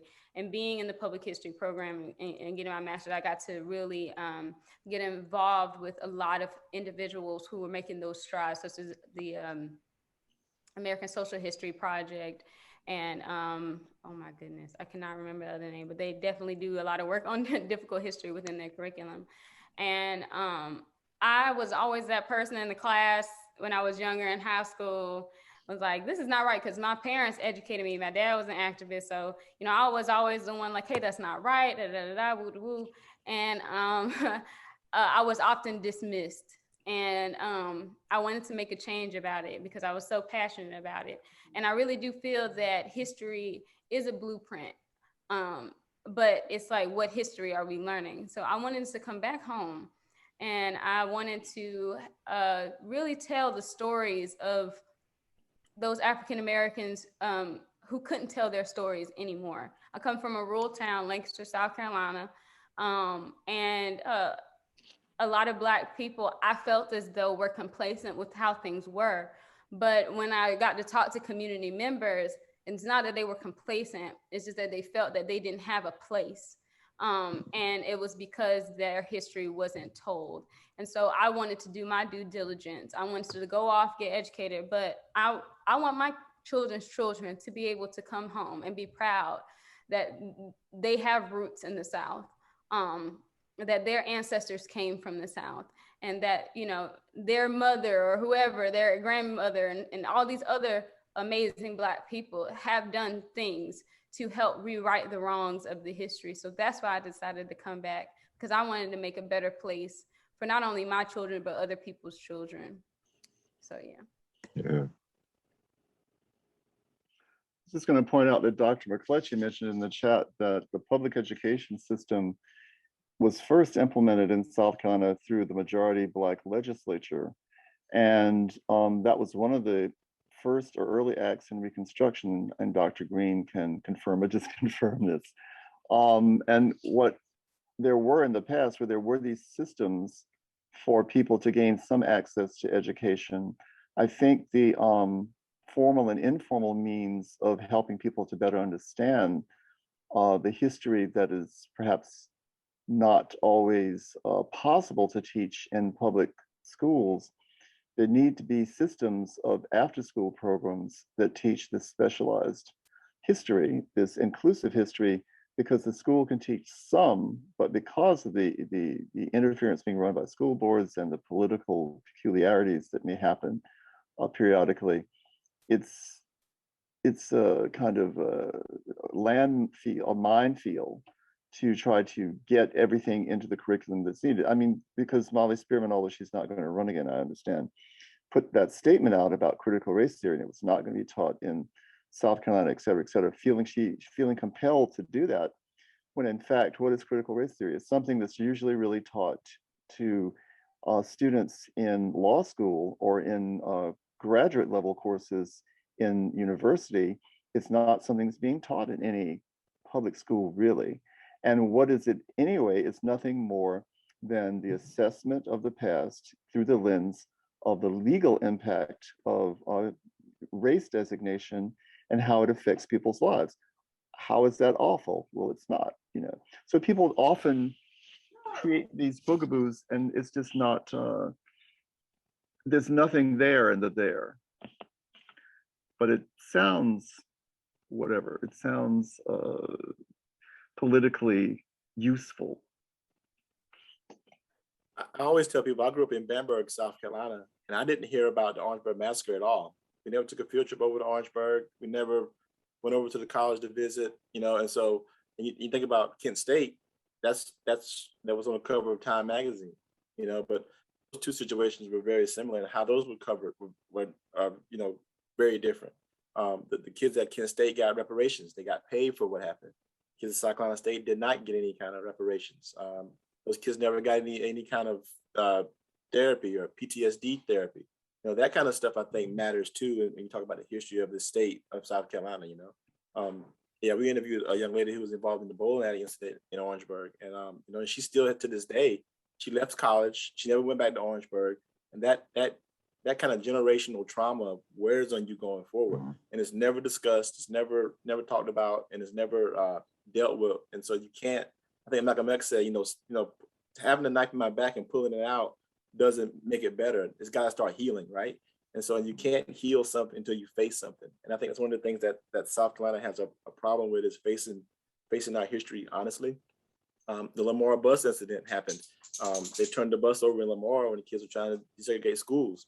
That incident is never talked about in South Carolina. I went to a panel last year at USC when they had 5 of the victims that were on the bus that are still alive could talk about it. It was a great panel, but those discussions have to happen. I mean, and they have to happen in spaces like this, in spaces outside of this, to continue making things better and different. So thank you guys for convening this panel. I think it's really a really great thing you're doing. Yeah, I wanted to chime in a little from an organizer standpoint. When I first came to the South, I didn't understand the nuances and how to say one thing and really mean another, or when people were talking in code. It took me a really long time, just because I was going to double down on that whole arrogant, better than thou New York thing. And what I learned, so when I would speak up, and whether when I was in the classroom or as a student or just whatever the situation was, everybody be like, yo, chill, like basically just let whatever the narrative ride. And I used to be condescending, or like, oh, why y'all playing master's game, and that, that kind of language. And then from being a teacher, I started learning about the social penalties that come with being outspoken. And it's not so much like, even if you do it in a bold way, or if you're just known as learned, erudite, that person has information. There are people that are going to do a chess game. They're going to go over in this corner and say, so-and-so, he think he this, he that, or whatever the case may be. And you really have to, on the front end, just make up your mind that you're going to go through whatever comes with either being known or discovered as, oh my God, the colored person can read, like that's a real thing. So I don't, out in the field, when I see people's reluctance to speak on it, that's what I think is they're looking for safe spaces where they can kind of fly into the grid and have these kind of dialogues Certainly Orangeburg, 53 years later, still is kind of, suffering the trauma of that. I believe the museum held a discussion earlier with some of the survivors and folks from that era. And it's kind of embedded in the DNA of Orangeburg, and especially people who lived through that moment. So I've become a lot more empathetic and sensitive to like how people, either in a real way or just how they feel they have to navigate information. But when I first got it, I didn't understand, just the nuances of what all that meant. And I think the reason I particularly chose the Young Patriots clip, I would always try to interject that point, kind of dovetailing some of the things that Dr. Greene would talk about in the Majeska School, and how feared that kind of collaboration of people with common interests could have, and what would that look like mobilizing. And usually what happens is in the midst of the organizing, eventually people start attacking each other because they're just the nearest person to have at, based on whatever trauma they may be carrying. And I often say that fragmentation to me is basically the death of a lot of movement building. So I just kind of wanted to interject that in the circle, and just shout outs to my mentor, Dr. Martin in particular, because the museum was always a place where we could go to, have these kind of conversations and be encouraged to do so. And certainly the Majeska School. I just want to just say, I'm sorry, just one thing, and I'm gonna shut up. But I was like you, I didn't understand why we couldn't, why it wasn't so why Black people weren't so outspoken. But understanding Southern culture and kind of really talking to my grandparents, we can't undermine certain Black spaces. So a lot of stuff was hush hush, but those Black spaces where people talked about these issues and talked about things like the Orangeburg massacre, they were in the barbershops, they were in the salons, they were in people's homes. So Black people had a space that they were outspoken. It just wasn't in a formalized setting such as a museum, because honestly, museums were out of reach for Black people. That wasn't a space where Black people could be accessed at the time. So me understanding those things, I started playing checkers with my grandfather, right? He beats me every time. He lets me win sometimes. But, playing checkers and talking about those things, he was saying that's where we talked about those issues, because we couldn't talk about it out and about on the street. And because a lot of those Black businesses were demolished due to white supremacy, Black people didn't have a way to really talk about these issues. So that was another eye-opening thing about how Black people got educated, how Black people talked about these issues. And they were just kind of in these mundane, everyday spaces like the bar, the club, like all, these different spaces. So that was just one point that I wanted to bring out about Southern culture. The other thing is, well, great, Amber, because the other thing we need to do is we need to devise systems of discourse. What was not said is that open contention, open disagreement in the South, especially around issues of race between people who are perceived as having so-called disparate races, could result in death. I mean, that's what lynching was all about. And so for those reasons, for safety purposes, so that the family would not be placed at risk, many African Americans would not openly confront, even when they knew things were going wrong. But sometimes people did, and then they'd have to move out of the South altogether, like with the case of Briggs versus Elliott, where they brought the lawsuit to improve the schools, to have transportation for the students who were walking 12 miles a day to school, because the Caucasian kids had a bus and the Black kids did not. And then the Briggses had to leave Somerton. They had to move to New Jersey. They were driven out of their homes.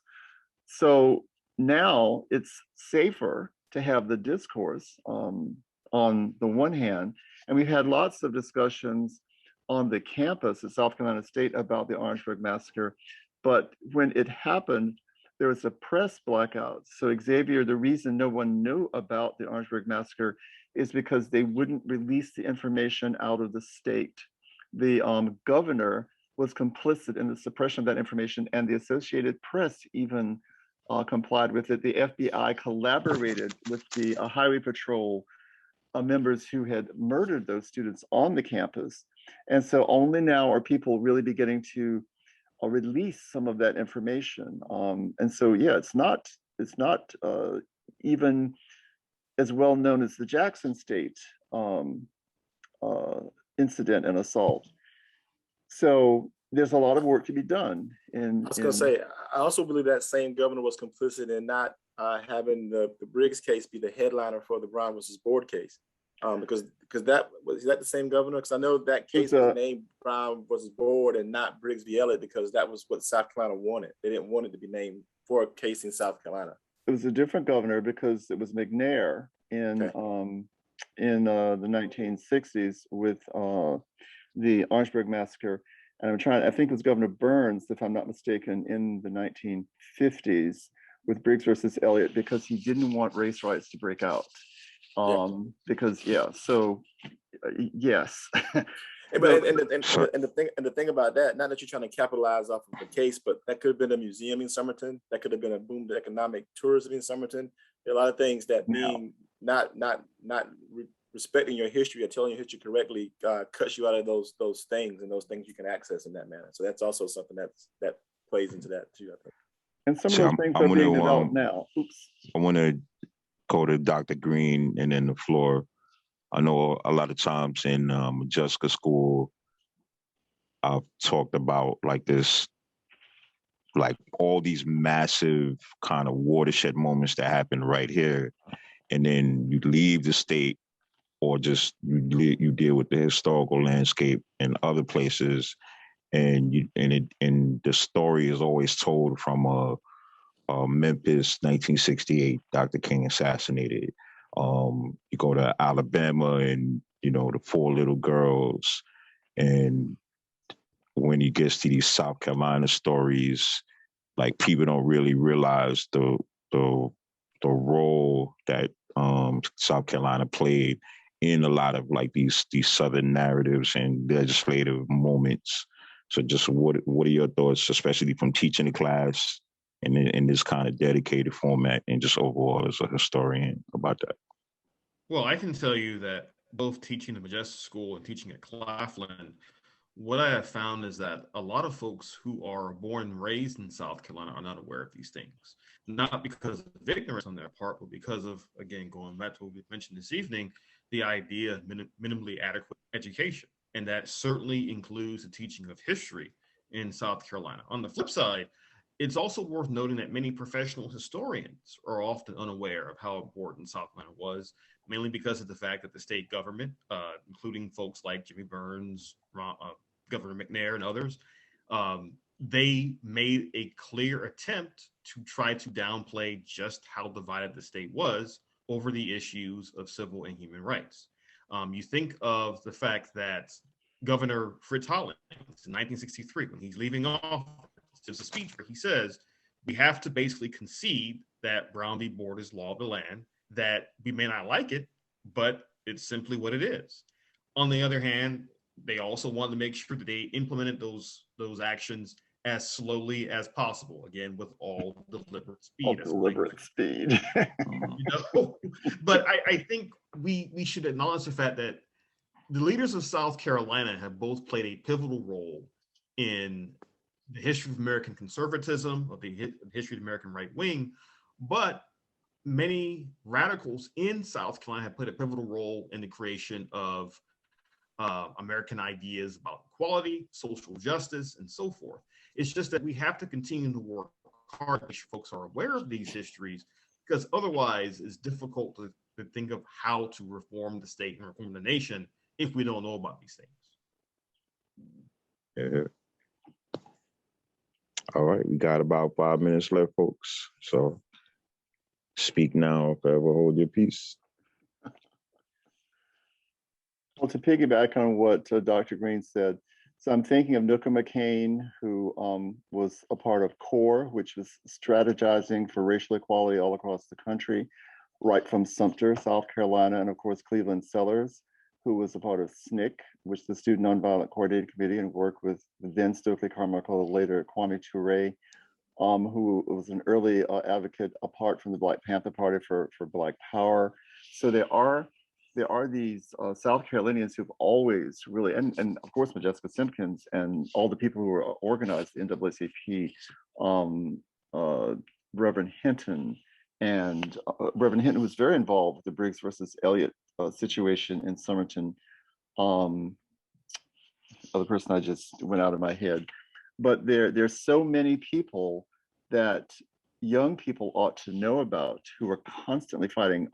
S.J. McDonald from Sumter, who was also an early organizer of the NAACP in the state, and of course Majestica Simpkins, another charter member of the NAACP in the state, which meant at the time that you were placing yourself at risk. You could lose your job if you worked as a teacher or if you had a municipal position, if they found out you were a member of or supporting the NAACP, until some lawsuits were brought by folks both in Orangeburg and in Sumter to change the associations law, the being able to associate with groups. And so South Carolinians were at work changing things. And it's certainly better than it was. It's just not ideal because there are too many people in silos. There are too many legislators who are insulated, who do not have conversations about the reality of the logical extensions of some of these positions that they adopt, because the people that they are supposed to be serving are themselves not sufficiently well informed to bring that discourse to them. And that is certainly that is the role of Progressive Network in trying to advocate for that, which is why, of course, we are partnering with them to have these discussions that can be made public and to educate our students about the issues, the local issues, like the flag.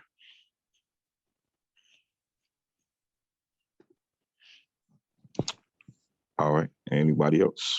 Closing thoughts? Brother Bercy?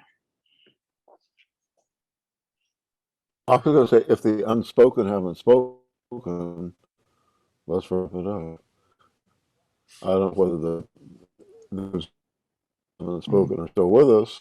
I would like to hear their comments, but I do believe that we're sharpening the lance of Uh-oh. Chopping up, bro. You're lost. Close the video, keep the audio. Well, I would say that spoken have them speak. If not, I just want to thank Xavier for the film. And y'all, come home now, Xavier. The fight's here. The fight's here. I believe I'm with you, and it's funny because Omari said, when you start speaking out about things that you're trying to change, it's scary. And I know for me, especially this last 2 years, I've kind of found my voice a little more, and I'm trying to do stories now that are really highlighting the things that are going on in our state and around the country. There's another film I produced called Gullah Roots, and we followed a group of Gullah Geechee folks back to Sierra Leone. So in 2019, I traveled to Africa and spent 2.5 weeks there, and we talked about the enslaved people that were brought here from Sierra Leone and the contributions they made to this country. And it's also a pretty good film, if I must say so myself. So those kind of stories are important to highlight, I think, and tell. And that's kind of what I think my work is going to be about now. And like I said, and it's scary, but I think it's needed work. It's exciting work, and I'm ready to roll my sleeves up and get these stories out there, because I think storytelling is a really powerful medium. Definitely needed.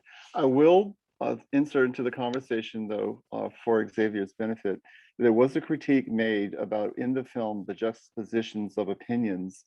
There was no differentiation made between professional historians and critics and the opinions of members of the Sons of the Confederate Veterans, or people with a vested interest. Journalistically, I understand why that was done, but did you want to just comment on that briefly, since you have the opportunity here? That's a great point. And I think one of the things that the producers and the executive producers of the film wanted to try and do is kind of just present both sides without having an opinion skewed to either side.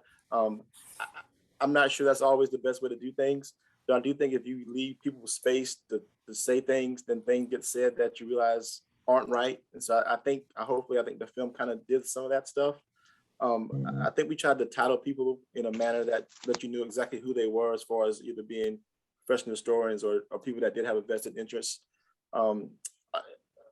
It was certainly, like I said, there was a lot of stuff we didn't get into the film, even though it was 2 hours. I think that at some point there's hope we can put some of that stuff online for extras and stuff like that. Jim Clyburn was an incredible interview. We talked to him for almost 2 hours, and it's just a wealth of information and knowledge about those kind of things. He used to teach history. Yeah. He always talked about how he was the perfect kind of candidate to be a person that was a writer, because his mom was, I think, a hairdresser, and his dad was also self-employed. So he didn't have the threat of his parents losing their jobs. So right. He always said he wasn't necessarily the best person, but he was a good candidate because he could do that kind of thing. Yeah, some autonomy. Yeah. So hey, everybody, I'm going to let everybody check out, and then Dr. Martin will be the last person for the spectacular benediction. You don't want to miss it. So in no particular order, I'm going to go to Dr. Deborah Billings. Thank you. So thank you for this discussion. I put a couple of things in the chat as I was stopped at stoplights. So I got home safely, but thank you so much. And I'm just wondering if there is a kind of discussion guide or something that we can use to accompany showing the film in classes or in workshops with high school students or middle school students even. I do believe our education department put together a packet. I think it's on our website, either at knowitall.org or I can get some of those websites to find some information, but I'm sure I'm positive we put together some sort of packet to go along with discussion points for the film. Okay, fantastic. In an unofficial way, we have just a Google Doc as a journal, so I can tag you on it, and if you want to add some thoughts and reflections there, just for archival purposes. But if you want to share it, if everyone, it wasn't anything. I think it was a pretty safe conversation as far as what people put there. So I'll tag you on it. Fantastic. Thank you. All right. I'm going to go to Kurt.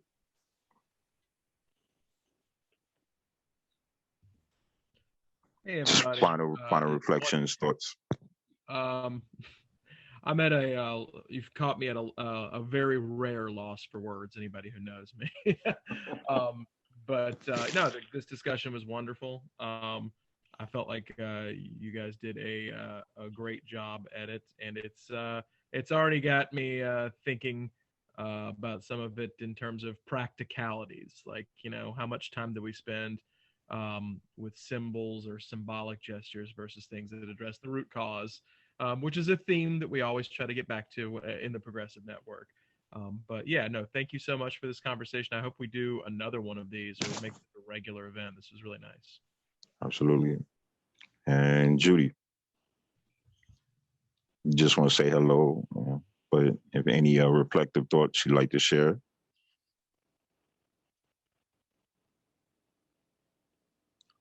All right, I will go to Brett. Well, Brett has to get invisible to be able to talk, which is not unusual for me. But I just really want to appreciate Blake's effort on this thing. And Blake, I'm standing on different ground, brother, man. I don't want to talk about the difference in my perception of what you did now, but let's talk. Let's talk, because I would have talked to different people. Yeah. And with that said, I'll pass it. All in all, let me tell you, let me tell Blake that he captured scenes that I haven't seen. It was evocative and provocative, and that I'm offering critique from a very advantaged position of somebody that's been on the ground for a long time. And so I'm not dissing the film now. I'm just saying that talk to me later, brother. Oh, absolutely. Okay. I wish we would have talked to you before. Take it away. I wish we would have talked to you before, because one of the things we were doing, one thing we tried to do in the beginning was trying to find people that we could. No, you did a good job. You did a good job. No, thank you very much. But I do think part of doing film or doing media or doing production is there are always other ways you can go about a film, and I think that's always the best that's thing life. about. Yeah, that's life. Absolutely. Yep. Because there were some things that I would have done differently in the final cut. There were some notes that I gave that it didn't necessarily take. I wanted us to have a note at the end that said we asked Nikki Haley to be interviewed and she declined, but we didn't do that. Because then it looks as though we didn't do our job journalistically by asking her to be a part of the film. Now, I think that gives a different perspective on the film as well if we have that note at the end. So there are some things that I think we certainly could have done differently, but I think for the magnitude of the story, it was so much going on to try to do the history of it, and then to have the Arthur massacre, and then to have the Emmanuel massacre and the flag coming down. It was just an enormity of it. The one thing I think people did like was that timeline where you could always kind of know where you were in the film. I think worked really well because it puts it in perspective, I think, which was good. But I would love to, at some point, break, have a cup of coffee and chat about this for sure. And right, thank you guys for having me. I'm tagging along. I won't say anything, but I want to be at that conversation. All right. Making her network debut in the Town Hall series, Miss Amber. No, I'm just very, very thankful for everyone being a part of this and just meeting all of these amazing professionals. So I really appreciate you guys having little old me part of the town hall. And I just hope we can continue to have these conversations. And I would just say that just being, like really focusing on local history, just talk to your neighbors, talk to the people, surrounding you, because, there's so much wealth of knowledge there. I mean, I met Brother Cathcart, who's a local farmer, and he was part of the Black Panther Party and did a lot of work here in the local Rock Hill community. So there's a plethora of Black activism here and Black history in these local communities that are just right around you. So, and I'm grateful to have met and be a part of the South Carolina Progressive Network. So, and it was a great film, by the way. I really enjoyed it. So thank you. All right, so I'm going to do the voice that Dr. Greene prohibited me from doing. Dr. Greene, you ready for it? No, I'm kidding. Go ahead and check out, brother. Well, this was a great event. I'm glad folks were able to make it out this evening. It's also a wonderful film, and I hope we can continue this discussion down the road. All right, Mr. Brother Frank, take it away. Okay. Let me see if I can share my screen again and go back to the end of our PowerPoint. Let's see here. So thanks to Omari Fox, who is our moderator, for guiding us through our discussion. And thanks to Xavier Blake for being a part of the discussion. I think we need to have you back to talk more about dealing with these difficult themes. Thanks to the South Carolina Progressive Network and for all the work they do. And here's Dr. Greene with Brett, probably presenting this image of Majeska Simpkins to symbolize the importance of this kind of discourse. Majeska's ideas are the guiding light for much of this engagement with the public and trying to reach the goals of the South Carolina Progressive Network of equality, equity, and liberation. And so with that, I noticed that in the comments, Dr. Billings suggested that CRT ought to be taught in our public schools. But even if it's not a public position, it is something certainly that could be in private spaces. It could be taught in churches. It can be taught in after-school programs. It can be a responsibility we assume as community, even if it's not in the strictly public sphere. And so all of the panelists I know are participating and trying to bring forward a more honest assessment of history. And I'd like to thank Dr. Robert Greene, my former student, Dr. Allison McLetchie. And it's great meeting Ms. Amber Pelham, who has joined the ranks of these professionals. And of course, I'm here, and the moderator, the infamous Omari Fox, for having the courage to bring the program forward. And that just concludes the official part of the program and the participation of the museum. And this was the conceptual team for the program.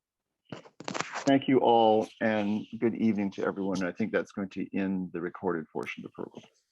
Dr. Billings had her hand up. Dr. Billings? Oh, no, I was just saying thumbs up to those points that you were making, Dr. Martin.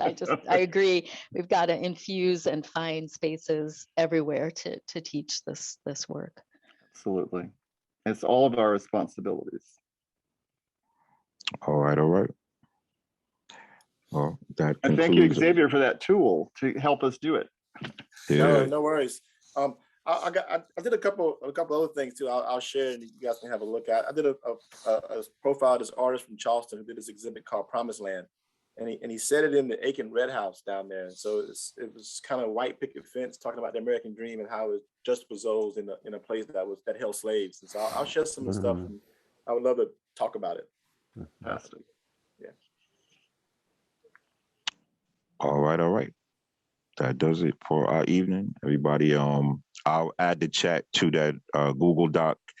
And if anybody else wants to get tagged on it, I'll share it with you and we can keep the archival dialogue going. So stay tuned for our next film. We haven't picked one yet, but we will hopefully, Brother Xavier hook us up again, another master opus. And to all a good night. Thank you, Omari. All right, Good thank night, y'all. everybody. Thank you all so much.